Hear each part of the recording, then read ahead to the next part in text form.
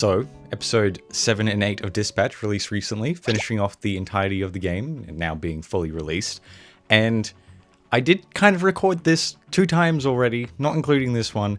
The first one I was delusionally tired, and the second one I managed to do in slow motion somehow. I don't know how I did that. And so this one is my 3rd attempt, and I also managed to get more information on what I wanted to actually talk about, so yeah, that's kind of beneficial. So I want to talk not only about my own personal experience and my own review about Dispatch, I also want to talk about where I think the franchise is going to end up going, like what's next for them, including how the story might go as well. But for my personal review, I first want to talk about the gameplay of Dispatch.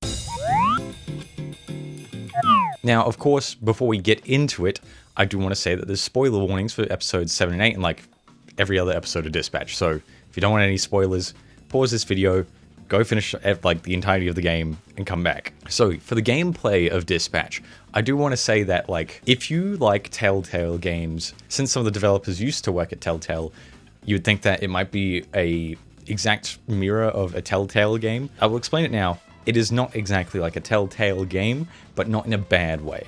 You see, Telltale games, they give you the obvious normal options of picking different things to get you across to the story and influence what's going to happen, and then you get given these detective sections where you can walk around, pick up things, clues, and if you miss some, or if you do it in the wrong order, you might not be able to make other decisions later on. But then for Dispatch, they don't have that element, which again isn't bad because it's then replaced by the dispatching gameplay, which is the actual like everything is pre-rendered and they're like videos for the storyline, and then when you get to the dispatching part, that's when the game actually starts rendering stuff properly. And so the dispatching gameplay, I really love it. There are some things I would add in addition to it after thinking about it, but as it is now, just off base, I love it a lot. I wish there was some form of endless mode that you could have randomized crimes pop up. You don't even need to have voice acting in it necessarily, just allow players to consistently keep leveling up their characters and then make it so it gets harder and harder for like the chances of them winning. Maybe even add in an extra stat, but that might be too much. But outside of that, there's also the hacking minigames. Now, with the hacking minigames, they kind of they kind of help you through it. They lead you through the minigames at the start, and then over time, they've slowly introduced you to new mechanics to it. And then right near the end, they literally throw you in the deep end with a whole bunch of new stuff that you had no clue about. Like there's this one trippy one where you move your hacking device through the lanes and everything, and then you have to move back because it will load the new area in, and you go to the new area again, but nothing happens. And then you realize you have to take a leap of faith over to the next section. It's very confusing. There's nothing that really suggests you to do that. I still managed to do it.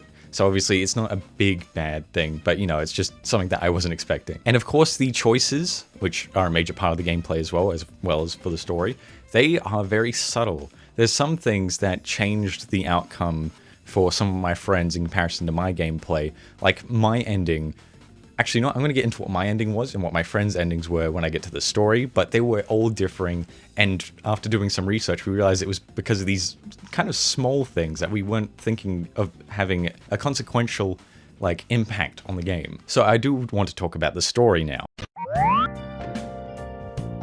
So first thing I'm going to talk about is the theories I made before I played the final 2 episodes, you know, this video, the one that popped off. The thing about that is I got technically 2 of them half right and the other one completely wrong.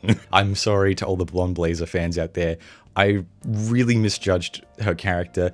I'm still not a big fan of her character, but she isn't evil at all. I thought she was going to be like related to Shroud and they were going to have this big reveal thing, but I was completely wrong, and that's on me. The other 2 ones were Chase potentially surviving, but his injuries being based on him being old rather than his powers making him older, and him being kind of put on a life support situation, and then Invisigal being an old worker for Shroud and potentially being a spy. I wasn't really convinced that she would be a spy continuously, as I didn't really see what the benefit would be for her there, and it would make sense for her to have left right after doing something she felt guilty about. And the writers knew that that was something that we might have thought about because they gave us that explanation first off, and then they gave us an even weirder explanation later on. We're going like, oh yeah, she's been working for him the whole time, which was cool.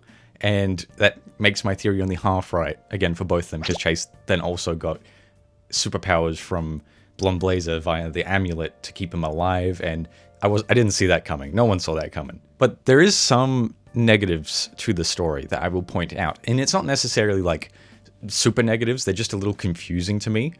So, first off, Beef. How did Beef get on the roof at the end of episode 8? Like, you could imply that Shroud went down and grabbed him and went up there, but he probably just got out of his mech disoriented and just like stumbled across the roof. And it was about like, what, half a minute, not even half a minute, of people just talking down on the ground. And then all of a sudden they look up and they see Shroud holding Beef. So Beef would have had to have been near the roof for him to grab. Or he would have had to have been able to jump down from the roof, grab him, and then intentionally go back up to the roof and do the whole threat thing to do the trade-off. It's just, it feels weird that Beef teleported into his hands. And then the other story inconsistency, which is like a proper inconsistency, is that Shroud talked to Robert about his father and how he killed his father by using 4 bullets and all that. And now, before you say it, a lot of people pointed out that that might be a lie. And the reason for that is that there is a comic book that comes in the deluxe edition. I'm not going to show you any pictures of it because I actually appreciate the fact that they put it behind a paywall, and I'm not going to show you content that you have to pay for free. I'm going to give you like a rough my sketch version of the comic book. Admittedly, I start rambling after I start trying to talk about this, so I will give you a clearer, better version of it, except you're going to have to stick with me being a PNG. Comic book Shroud's origin, at least as a villain, is that he was lined up to become a part of the Brave Brigade, and he approaches Mecha Man at the time, being Robert's father, to try and get the position, as he thinks he has proven himself. And Mecha Man, he says that there's not a chance as everyone has voted and it's come out as a outright no for Shroud joining.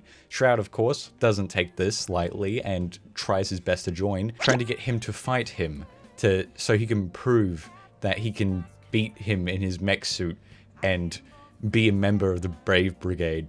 But then Mecha Man, again, Robert's father, proceeds to show him that he could beat him by himself without any of that kind of stuff, which he then immediately humiliates Shroud. And of course, this is one of the reasons as to why Shroud then later shoots him in the chest. To note, he only shot him once in the chest, and Shroud, again at this point in time, was not an official member of the Brave Brigade. And of course, there was also the fact that Chase was at the scene as well when it happened, but that's not too important for what we're trying to point out. And then in comparison, the game Shroud's origin, supposedly, is that he was always a part of the Brave Brigade, and that he had eventually shot Robert's father, supposedly from his own mouth, he said 4 times. And that the reason for doing so was because he had promised him a mech suit after making the Astral Pulse. And he didn't get one, so he shot Robert's father. Now, immediately, you'll point out some differences, is that comic book Shroud hadn't actually been a part of the Brave Brigade while the game one did, and the only way we know this information in game is through a news article. If there's any other details I've missed, I've completely forgotten about them. And of course, Shroud says he shot 4 times. But then you compare it to the comic book version, where he only shot once, and it was a lethal 1-shot kill. And his reasoning for it in the comic book was because he was embarrassed and he didn't get his position on the team. But then in the game, it's because he made the Astral Pulse, but he didn't get a mech suit in return. Again, differing points. Now, video game Shroud could be a liar, because the comic book, it's not coming from his mouth. This is meant to be a flashback of sorts, a way of telling you more story without it being added directly into the game. But then the oddity there is that Shroud would have lied about the 4 bullets, and then he might have even lied about the reason as to why he did it. It could also be that he made the Astral Pulse and wanted a mech suit in return, as well as having a position on the team. Like, that's all bunched together. It's just that they were done separately for the 2 forms of video game and comic book. I'm going to just say that this was a mistake when making either the comic book or the game, as I imagine that they both weren't made entirely in line with each other. It's either that, or this is a theory, just a theory. Shroud is just lying about shooting Robert's father 4 times, and he's leaving some stuff out when it comes to his reasoning for doing it. And the only thing that seems odd then is the news report. Now, my again, theoretical take is that mayhaps Shroud was being trial runned as a part of the Brave Brigade as to why they had a whole vote and everything. Maybe they went on a few missions or two throughout a day to test how Shroud would react to things throughout his day with them. And maybe the news reporters thought that he was a brand new hero that has been officially put into the Brave Brigade, as the Brave Brigade probably didn't even have a point to talk about that yet. And so all the news thought was just some random new dude potentially joined the Brave Brigade, took out Robert's father, and then got put in prison. Probably just a mess up on one of the story sides, either be it the story writing in the game or the story writing in the comic. I'm going to take the game more for lore and then assume that he was lying about the 4-shot thing and that maybe it was a 1-shot thing, but the comic book doesn't seem to fully line up with the game. If they ever make a sequel, that it would be pretty easy for them to just reconnect the dots in a way that makes it seem like both the comic book and the game are canonical. Anyway, back to what I was saying, because to be fair, I've also missed other things. For instance, in my theory video, I said that it was vague as to who Blonde Blazer's co-worker was that suggested Robert, but in actuality, she explained that it was Trackstar, and I did miss that. I'll admit, when I was writing the script for the theory video, it was done within like the span of 2 days.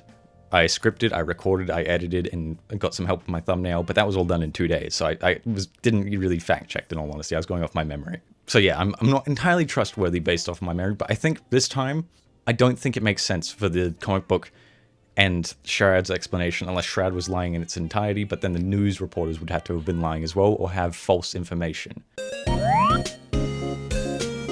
Now, as for the art of the game, they managed to successfully combine a 3-dimensional animated style with comic book style, which nowadays isn't as hard to do as we're learning more about it. For instance, there's Into the Spider-Verse, and I would say Arcane has a similar kind of art style as well, where it's kind of it's intentionally made to look hand-drawn to some extent, but it's on a 3-dimensional model. And I really like that kind of art style because it still makes it feel like it's in this comic book style world, even though it's not 2D animated, because making it 2D animated would have been horrendous. They would not have been able to get away with their over 8 hours of gameplay of just cinematics with that. Although I'm pretty sure it would have been less than that if you cut out all the dispatching segments. But it's impressive because you would have to dodge the uncanny valley when it comes to that. There's a lot of times that 3-dimensional comic book artwork has not worked well, and I think the best example I can show you is a few Fortnite skins earlier on when they were trying to achieve it. Kind of looked funny. Then they managed to master it later on, but it still looks kind of funny. And of course, there's also all the other art that they did that didn't even become a part of the game, with all the character designs and such, because the suits, I love the suits. They're this right blend of simplistic and like detailed at the same time, and it's dependent on the character as well. For instance, my partner brought up the idea of like, where do they get their suits from? Who makes their suits? And I'm like, well, Blonde Blazer, she has a magical suit, so it's probably based on the person's thoughts, kind of like a Green Lantern, for instance. And then for Mecha Man, it's a home-built suit. Like, it's probably all homemade and handed down to him, right? And then there's other ones which don't even have actual suits. For instance, Punch Up. Punch Up's just wearing clothes. Same with Sonar. Sonar's just wearing clothes. There's no superhero suit, but that's because their design is already pretty iconic as is. They're like based off their silhouette and everything. You wouldn't need to give them a special suit, because you take Flambe's suit away from him and put him in normal clothes and he just looks like a dude. Like, there's nothing special about him. But you take Sonar's clothes away from him, 1, freaky, what the hell are you doing? And 2, you would notice that he's obviously got some superpowers. And then again, in the deluxe edition, there's a whole bunch of artwork which also goes into the concept art, and there's a lot of concept art which I think looks amazing. They didn't use it because they still nailed it at the end, but they like, the way they did it is that they would make variations of the different kinds of suits that they would be aiming for, and then take chunks of each one or make a big variation of it. Because originally, I think it was, I'm thinking of Invisigal, aren't I? Oh no, I'm thinking of Prism. Prism was originally meant to be of weird like her powers were meant to be of different varieties, like magical or technological. I think they kind of stuck at the end with like probably a mutant explanation where she just evolved to have those powers, but it was really intriguing to kind of see that thought process. And I really love the outcome to it. And again, I'm not going to show you the concept arts because again, it's behind a paywall. You could probably find it somewhere, but I'm heavily against trying to view it outside of paying them for it. You got to support the game where you can, okay? And as for like art, like camera work wise and like the setting up of different frames and all that, one of my favorite things is that they kept starting, I think it was every new release of episodes, they would start up with Robert laying on the floor in some kind of capacity. Like at the start of the game, Robert's laying on the floor talking to the grunt, he's kind of like talking to him like a therapist. And then we zoom out and we see that he's got like blood coming out of his nose and all that to show that he's laying on the floor.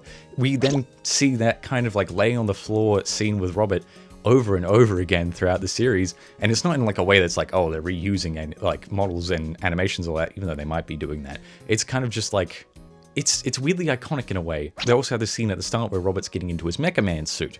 Now, you'd think that's a one-off scene, but then later near the end of the game, when he's getting into his new suit, he's in the exact same position, stance-wise and everything, to get into his new suit, and you could parallel the two of them. And also the new Mecha Man suit, I love the new Mecha Man suit. It might be biased because I also love like Gundam-style robots and such, so yeah. I just love his suit. If I had a superhero suit, it would look like that. If it was like Iron Man mech type suit, I'd just paint it red or something.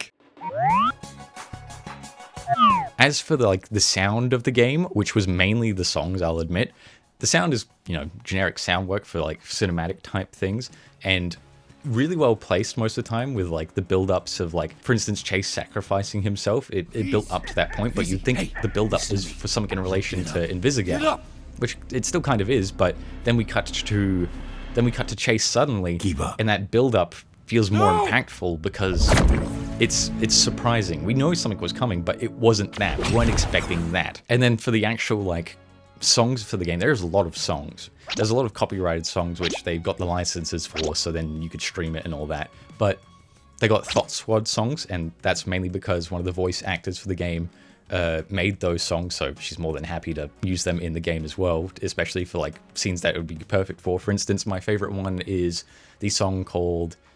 Actually, I don't know if I could say that. When I say this word, I mean the farming equipment. Hose Depressed. And that song playing during the bar fight, that really went well, especially with the whole temporarily blind, bitch you blind forever. I like that part. I like that part a lot. And of course, there's scenes which didn't use Thought Squad music, but fit really well and feel really nice and comfortable. Of course, I didn't have licensed music on, so I've watched some friends play it with the licensed music. I probably need to replay through it again, although I'm a bit iffy on replaying story games like that. Once I'm done, I'm like, this is the plot line, this is how I'm viewing it, but point is that the music's great. Especially, I'm a bitch, I'm a fucker, my name is Robert Stein, I'm a me,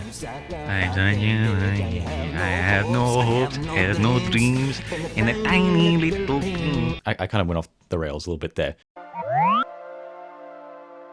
I actually did want to talk more about some story things. When playing the game, I thought I was going to be railroaded into a specific ending. Like, you're still doing all these things that make the story, like, uniquely yours, but then by the end, you'll always have a similar outcome, which I think will always happen, is that you will always defeat Shroud, whether it be via your hand or by Invisigal's hand, whether you do what I did and spare him, or you could do what other people have done, which end up killing him, or you could do what Invisigal did.